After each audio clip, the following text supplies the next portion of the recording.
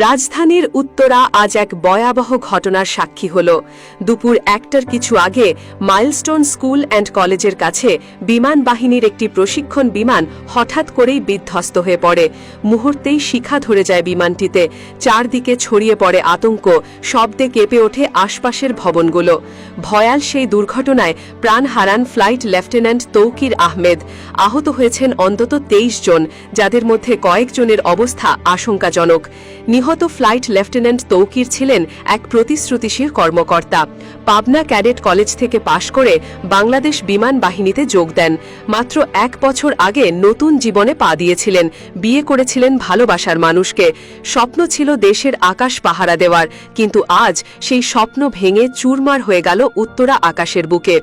বিমানটি ছিল F-7BGI ৭০১ মডেলের একটি চীনা নির্মিত যুদ্ধ প্রশিক্ষণ বিমান। এটি বাংলাদেশ বিমান বাহিনীর অন্যতম স্ট্যান্ডার্ড ট্রেনার ফ্লাইট প্ল্যাটফর্ম। দুর্ঘটনার সময় এটি প্রশিক্ষণ ফ্লাইটে ছিল বলে জানা গেছে। কিভাবে এই বিধ্বস্তের ঘটনা ঘটল তা নিয়ে এখন তদন্ত শুরু হয়েছে।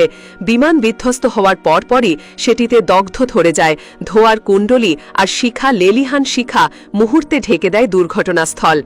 ঘটনাটি ঘটে একটি শিক্ষা প্রতিষ্ঠানের কাছাকাছি হওয়ায় আরও বেশি আতঙ্ক ছড়িয়ে পড়ে। আশপাশের অনেক শিক্ষার্থী, শিক্ষক এবং পথচারীও আহত হন। ফায়ার সার্ভিসের ৮টি ইউনিট ঘটনাস্থলে গিয়ে দ্রুত শিখা নিয়ন্ত্রণে আনার চেষ্টা চালায়। উত্তরা, টঙ্গী, মিরপুর, পূর্বাচল সহ আশপাশের ফায়ার স্টেশন থেকে টিমগুলো দ্রুত ঘটনাস্থলে পৌঁছায়। অগ্নি নির্বাপন ও উদ্ধার তৎপরতা এখনও চলছে বলে জানিয়েছেন ফায়ার সার্ভিসের একজন দায়িত্বপ্রাপ্ত কর্মকর্তা। আহতদের মধ্যে বেশ কয়েকজনকে জাতীয় বার্ন অ্যান্ড প্লাস্টিক সার্জারি ইনস্টিটিউটে ভর্তি করা হয়েছে। তাদের মধ্যে ৩ জনের শরীরের বড় অংশ দগ্ধ পুড়ে গেছে বলে চিকিৎসকরা জানিয়েছেন।